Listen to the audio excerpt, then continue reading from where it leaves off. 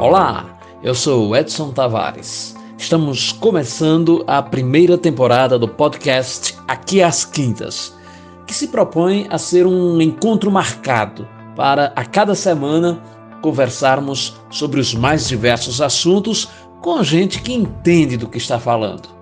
Será sempre uma conversa rápida, mas objetiva, bastante proveitosa, para quem não tem tempo a perder com bobagens e deseja ficar por dentro dos mais palpitantes assuntos tratados de uma forma leve, descontraída. O nosso podcast está disponível nas plataformas Anchor e Spotify e você pode interagir conosco através do e-mail aquiasquintas@gmail.com para comentar os episódios, fazer perguntas, elogios, críticas, sugerir pautas. É o seu espaço de contato conosco. Então, ouça, divulgue. Será sempre aqui às quintas.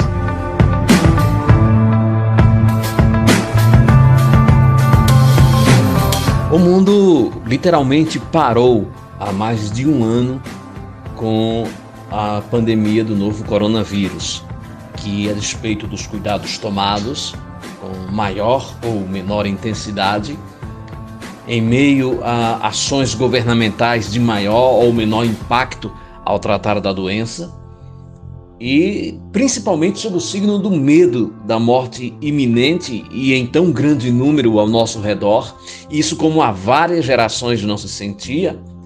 Em meio a tudo isso, a gente se pergunta como se comporta a literatura, a leitura de livros, o mercado literário, como os escritores estão convivendo e reagindo a essa nova situação. Tendo esse contexto como tema, eu vou conversar com o escritor Bruno Gaudêncio a respeito da produção literária nesses tempos de pandemia.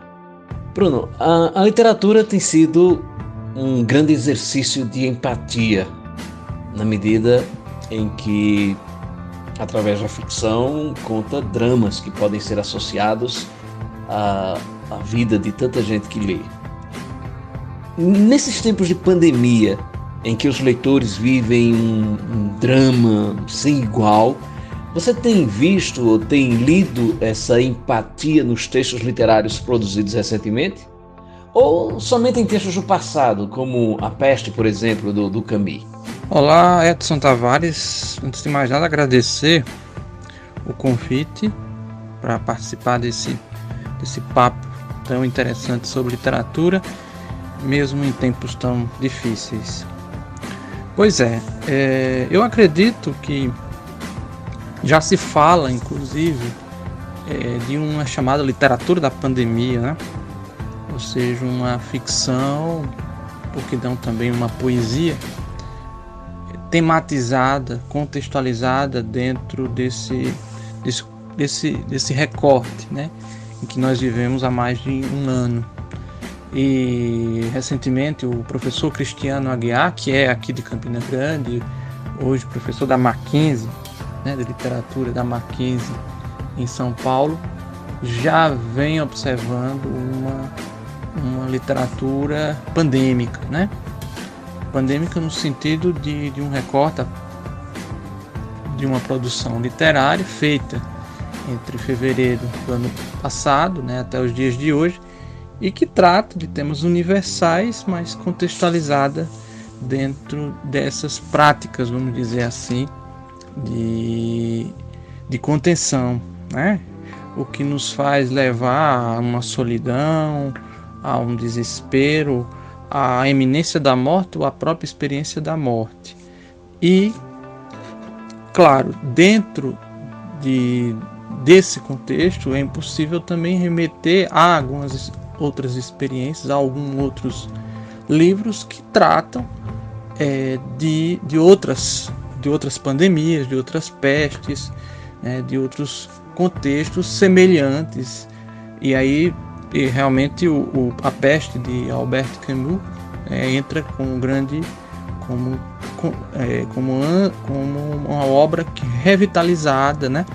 Outro livro que inclusive relançaram nesse contexto é O Mês da Gripe, né, de Valêncio Xavier, que é um escritor paranaense, que trata sobre a questão da pandemia da chamada gripe espanhola, né, ocorrida entre 1918 e 1919, ali no contexto do Paraná. É uma obra clássica, né, quase uma novela visual, e que recentemente, dentro desse contexto da pandemia, sem falar também, você tem uma produção historiográfica imensa e livros, reportagens que tratam sobre outras pandemias, né?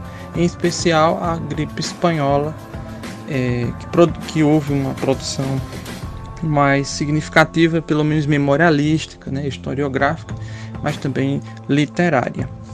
Está se lendo mais nesses tempos de recolhimento, de distanciamento, de quarentena, ou a concorrência de outras formas de distração, principalmente da internet, formas de passatempo, não alteraram a frequência leitora do brasileiro? Eu tenho uma sensação, né? Isso é uma sensação, eu acho que ainda falta pesquisas, né? Eu acho que é possível realizar pesquisas para medir o impacto da pandemia no que se refere ao hábito da leitura. A minha sensação é que houve um acréscimo de leitura, né?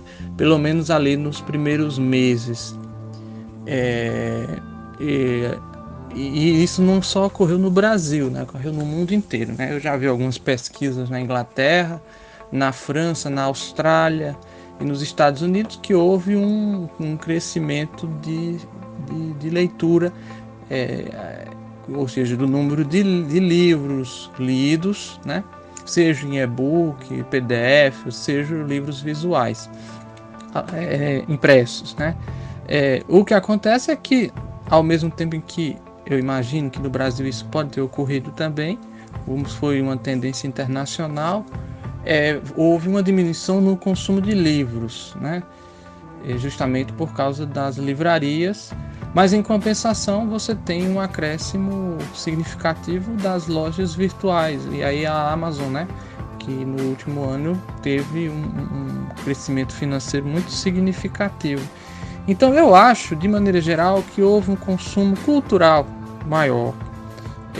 O fato de você ter mais tempo livre, né, pelo menos no início da pandemia, ali nos meados do meio do ano, até meados do meio do ano de 2020, eu acho que houve um acréscimo de consumo cultural. Infelizmente,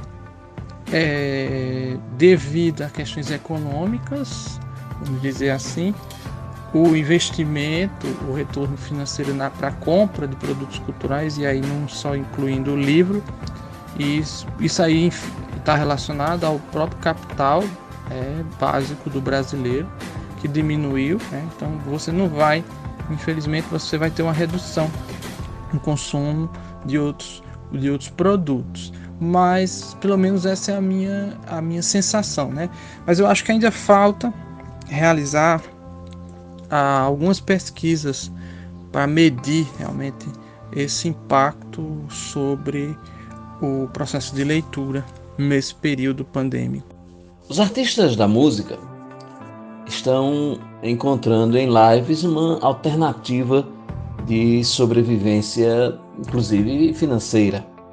É possível essa saída para escritores que têm, por exemplo, suas obras encalhadas, sem condições de serem divulgadas do jeito convencional? Funcionariam lives literárias?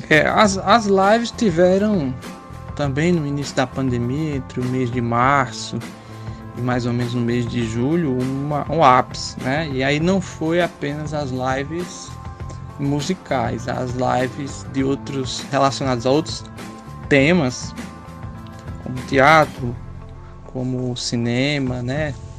A própria literatura, eu pelo menos presenciei, eu mesmo participei de algumas, mas assim, para que isso tenha um retorno financeiro para o escritor, principalmente porque a gente sabe que no Brasil são pouquíssimos escritores que sobrevivem exclusivamente de literatura, e mais ainda aqueles que sobrevivem da venda de livros, né? e são justamente aqueles que até independem de pandemia ou não, né? Os livros vão ser distribuídos para as redes de livraria normalmente. Esses pedidos podem ser feitos tanto pela Amazon como pela internet, através de outros mecanismos. Mas o grosso, a maioria dos escritores no Brasil, que em sua maioria tem outras fontes de renda, esses sofreram e continuam sofrendo, né? Nós tivemos aí uma tentativa de política pública incompleta, que foi a Lei Aldir Blanc. Participei de muitos editais do Brasil inteiro, avaliando publicações de livros, né? Eventos virtuais, feiras literárias, isso dentro de um contexto pós-pandemia. Esses editais meio que injetaram talvez um capital financeiro para esses produtores culturais, escritores, intelectuais que necessitavam de um auxílio, né, de uma ajuda para divulgar e até para publicar obras. Mas como você disse, a maioria são livros encalhados. Então a live, eu acho que ela funciona mais quando você já tem um público muito extenso, e aí privilegia mais uma vez aqueles que têm já uma rede de intelectual, né? Uma boa entrada na mídia, uma boa entrada no mercado editorial. Eu acho que esses são mais beneficiados, porque você pode fazer um evento de live com um número muito significativo de pessoas acompanhando, e com os links, né, você pode ainda ter um impulso de venda. Então não é o caso da maioria dos escritores, né? Eu conheço escritores que não precisam do contato, né? Vivem do contato, de participar de feiras literárias, de ter um contato mais próximo com professores e alunos nas redes públicas e privadas. Então esses estão realmente com seus livros parados, e isso preocupa muito, principalmente porque o calcanhar de Aquiles do mercado editorial brasileiro, como nós sabemos, é a distribuição, né? Que já era ruim, continua ruim e é elitista, né? E esse escritor que não está dentro desse contexto, desse campo literário mais institucionalizado, oficializado, acaba sofrendo, continua sofrendo. A necessidade de se manter em casa terá contribuído para sacramentar de vez aquela fundamental e definitiva importância da internet na circulação da literatura através da grande rede? Seria esse mais um golpe no já combalido livro de papel?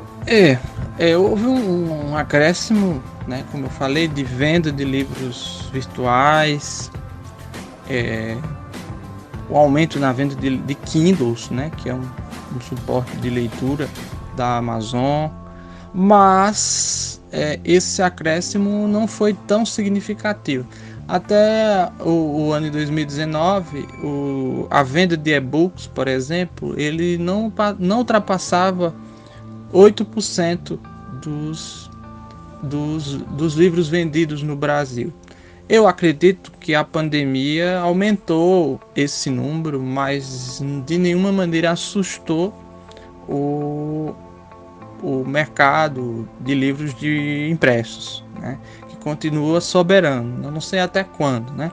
Eu poderia dizer, na minha opinião, que houve um aumento, e eu conheço pessoas que não largaram livro de papel, mas devido à pandemia, né, compraram seus Kindles, compraram outras ferramentas, começaram a comprar também livros virtuais, e estão gostando da experiência, né? Então eu acho que a pandemia possibilitou um aumento de consumidores desse tipo de suporte, mas ainda acho que é um número muito abaixo, e isso explica o porquê, né, que muitas editoras ainda não se dedicaram assim de uma maneira mais intensa a investir nesse tipo de plataforma. Então, mas assim, nós sabemos, eu acho que a pandemia só fez aumentar a importância que a internet já tinha, né? Muita gente está reaprendeu a divulgar, né? Acho que todo mundo passou por isso, né? Os professores tiveram que se reinventar, entender como eram as plataformas, já têm um conhecimento, hoje, passado um ano, já tem um conhecimento, os escritores também, né? Eles viram, muitos, eu conheci alguns, inclusive, que nem redes sociais tinham e tiveram que criar, porque entenderam que com a pandemia seria impossível qualquer tipo de diálogo, ou pouco diálogo. Então viram no Instagram, viram no Facebook, e viram na produção de sites pessoais uma forma maior de contato com os leitores. E aí eu acho algo importante para a gente observar. Eu conversei com o professor e escritor Bruno Gaudêncio, falando a respeito das implicações da pandemia na produção literária nacional. Bruno, muito obrigado pela tua participação. E você, o que acha disso tudo? Dê a sua opinião, envie seus comentários para o e-mail aquiasquintas@gmail.com. Vamos fazer circular os nossos pensares. E a gente se encontra para mais uma conversa objetiva e proveitosa que sempre acontece aqui às quintas. Abraço a todos.